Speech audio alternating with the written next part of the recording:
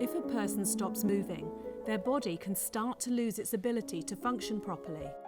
Mobility, bladder and bowel control, brain function can all decline within hours.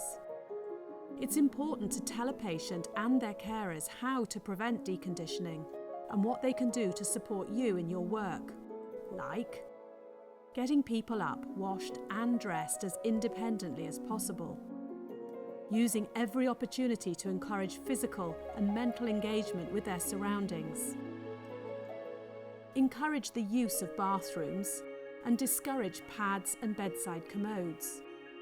Ensure people eat and drink enough and keep a record of how often they have a bowel movement.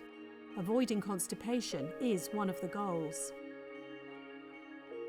You can help prevent delirium or confusion by establishing regular routines and patterns of life and opportunities for engaging with others.